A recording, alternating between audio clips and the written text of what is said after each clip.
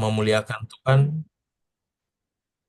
kami boleh bersama-sama kembali untuk mendengarkan firman Tuhan yang pada saat ini dari buku Bugar Selamanya yang dikompil oleh Kai Kusma, namun pengalaman pagi hari ini dalam renungan pagi kita ditulis oleh Burton A. Briggs dengan judul Pernah di Sana, Selesai Melakukannya, Sekarang Apa?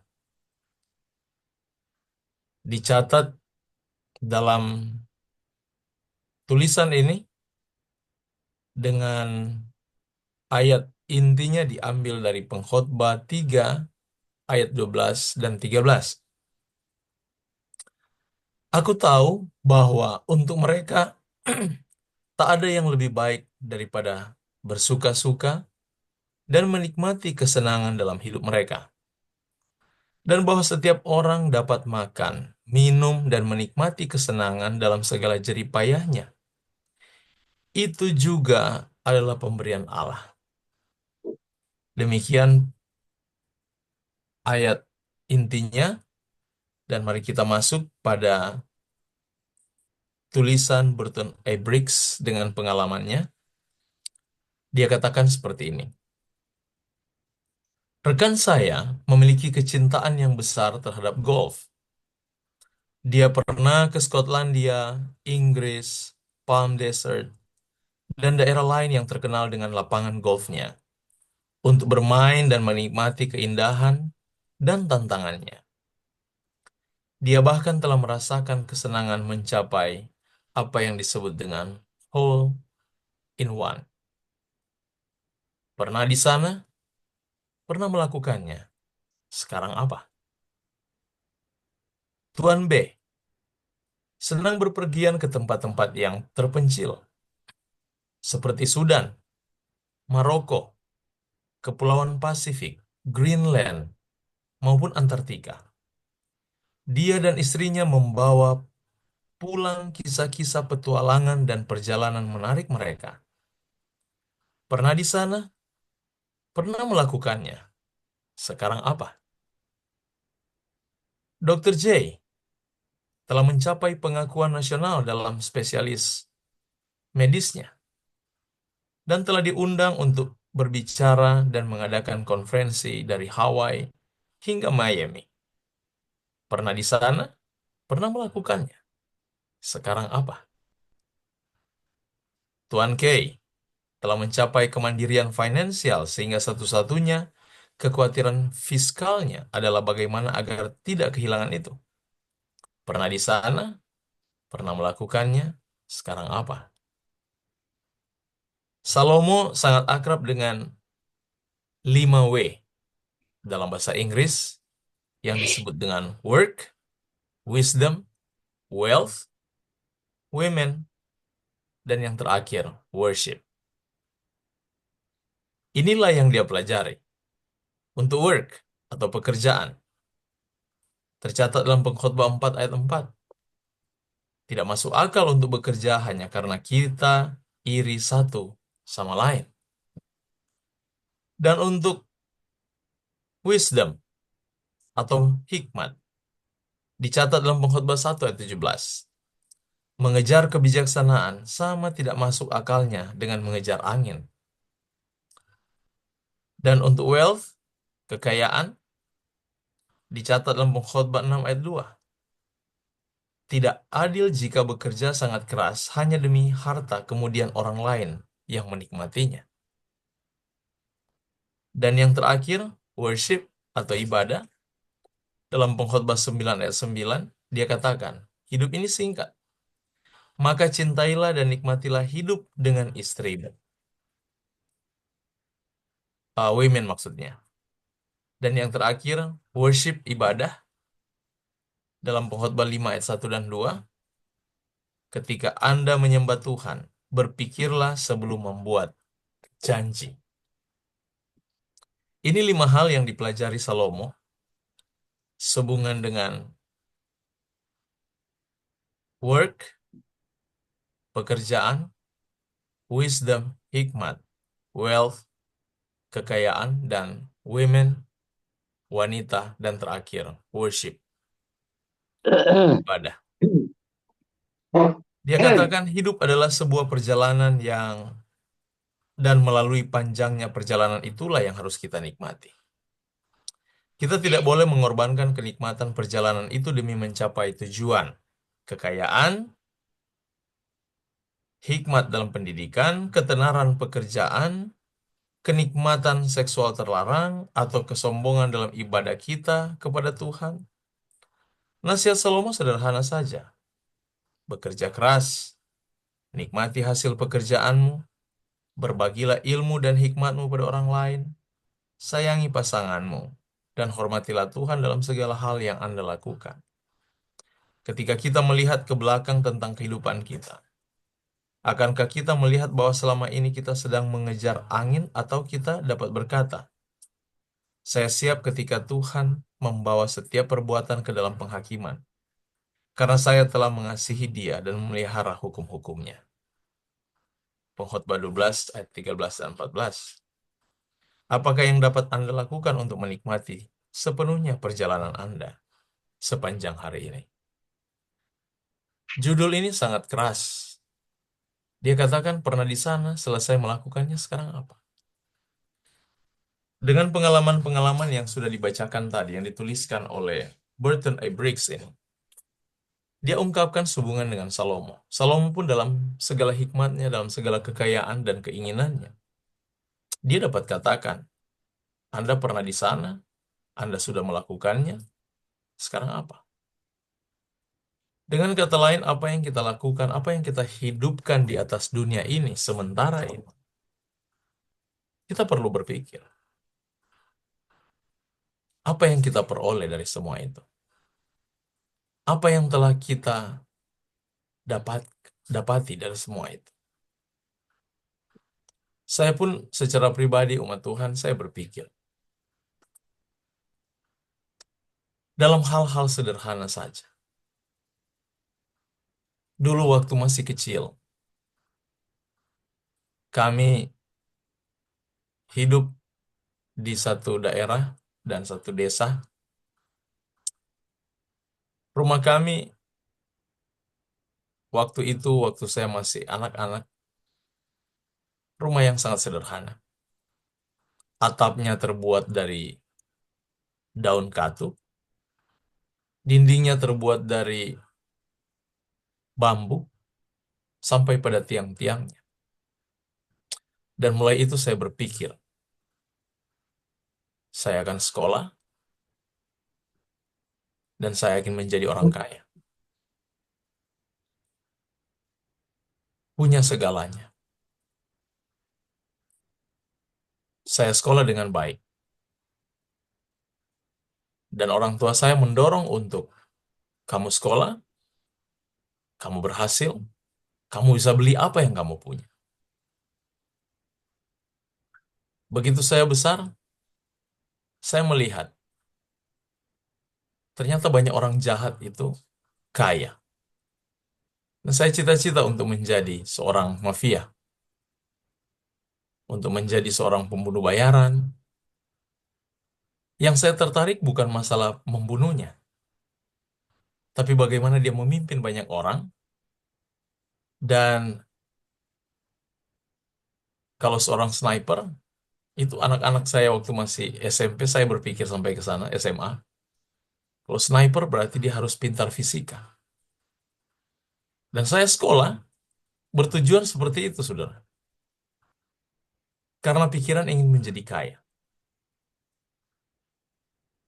Dan akhirnya Tuhan izinkan saya untuk duduk dengan orang-orang besar. Yang itu di luar pikiran saya. Saya menganggap orang-orang ini orang-orang kaya. Dan saya berkenalan dengan seorang pengedar narkoba di Manado. Waktu itu dia sangat dekat dengan pejabat-pejabat. Minta maaf waktu saat itu, menteri kalau ke Manado pasti nginap di rumah dia. Saya tidak akan beritahukan namanya. Tepat di Manado, dan rumahnya satu-satunya paling besar yang pernah saya lihat. Saya sampai dengan teman saya, kita peluk pilarnya bagian depan. Tiga orang peluk pilar, belum sampai. Saya bayangkan besarnya rumah itu. Dan saya bisa makan dengan mereka. Waktu saya makan, saya lihat makanan saya waktu masih kecil di bawah rumah gubuk dengan atapnya tak daun katu. Kok sama dengan mereka yang punya rumah besar? Di atas meja makan mereka masih ada ikan-ikan yang sama yang saya makan waktu saya miskin. Dan berkembang, begitu saya mulai dewasa, duduk di bangku kuliah, saya juga diajak untuk makan dengan para pejabat karena waktu itu saya juga salah satu yang menyelesaikan pekerjaan saudara saya menjadi seorang kontraktor. Jadi mau nak mau kita harus duduk dengan pejabat-pejabat tinggi. Waktu duduk dengan pejabat tinggi, diajak makan restoran, saya juga berpikir, kita masih makan makanan yang sama. Karena di waktu kecil saya berpikir kalau orang kaya itu makanannya hebat, wow, yang ada, yang enak-enak. Sementara saya sudah merasakan makan keju karena orang tua saya bekerja di dapur, di dining eh, Universitas di Manado. Jadi kalau mereka pulang, biasa bawa keju, roti, dan sebagainya. Jadi saya berpikir, ternyata tidak ada bedanya. Di sini saya merasa pelajaran ini penting. Kita pernah di sana, selesai melakukannya. Sekarang apa? Kita sudah merasakan hal-hal yang mungkin kita anggap besar. Sekarang sudah merasakannya, sudah melakukannya. Kita pernah mengalaminya. Sekarang apa? Akhirnya semakin lama, semakin saya berpikir, benar apa yang dikatakan Salomo. Hidup itu sia-sia kalau kita tidak memaknainya dengan Tuhan. Umat Tuhan yang saya kasihi. Segala pencapaian yang kita peroleh di dunia ini, semuanya sia-sia. Pengalaman saya tadi pun saya berpikir, sampai saya pernah di dalam satu titik. Saya tidak tahu harus makan apa. Saya dengan istri saya katakan, semua makanan saya sudah coba. Makan apa lagi saya? Dan hanya sampai begini, hanya seperti ini.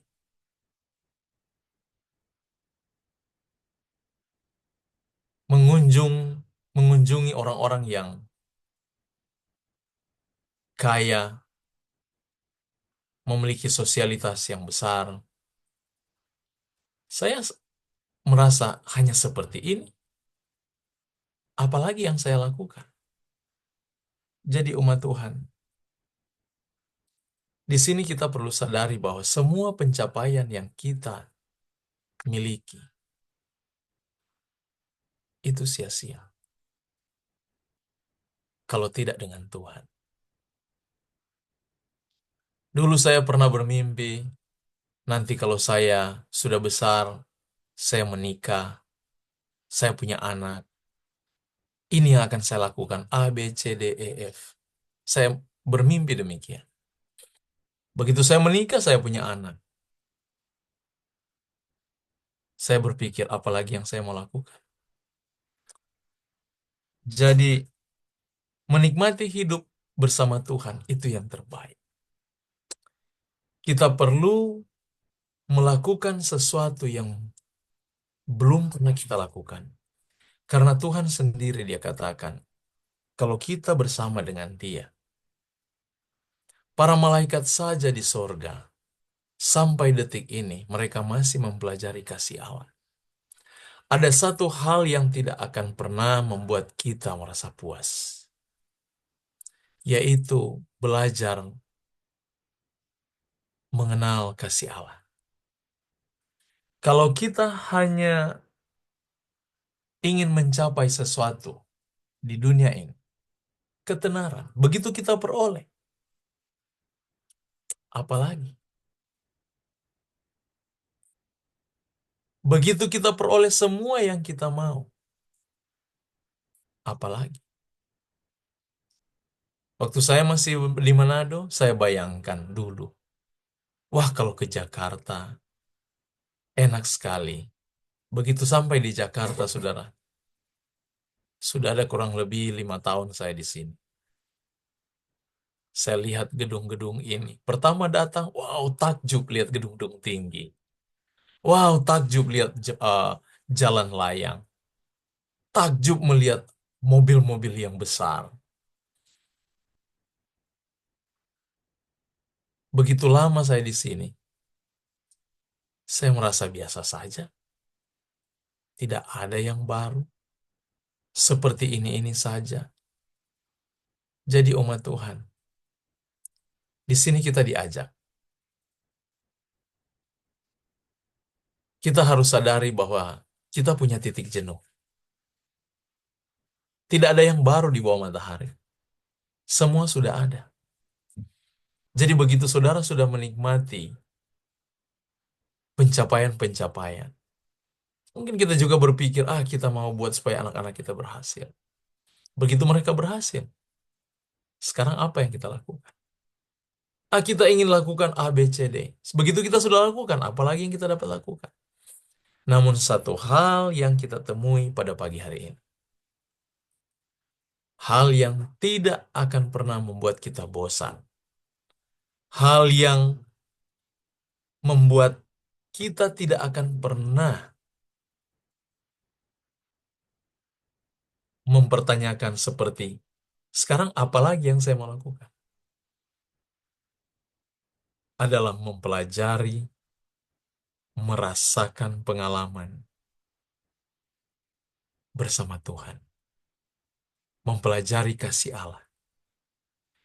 Itu adalah satu-satunya yang tidak akan pernah kita bosan. Saya punya banyak buku di sini, buku rohani. Saya baca buku-buku ini. Yang lebih unik, Alkitab ini hanya 66 buku di dalamnya. Saya membacanya dan menakjubkan saya. Setiap saya kembali kepada bacaan sebelumnya yang sudah pernah saya baca, ada hal-hal yang baru yang diinspirasikan dan membuat saya takjub lagi. Kembali lagi di ayat yang sama, saya takjub lagi. Saya berpikir, waktu saya datang Jakarta, saya takjub sekali saja melihat bangunan-bangunan dan kendaraan-kendaraan besar. Waktu saya makan makanan bersama para pejabat tinggi, saya takjub dengan mereka. Tapi selesai itu saya merasa biasa-biasa saja. Tapi yang membuat saya takjub setiap hari ketika saya belajar untuk mempelajari kasih Allah. Umat Tuhan yang saya cintai, izinkanlah hati kita sepanjang hari ini selalu takjub dengan pelajaran-pelajaran indah dari firman-Nya, supaya kita tidak akan pernah bertanya seperti ini lagi.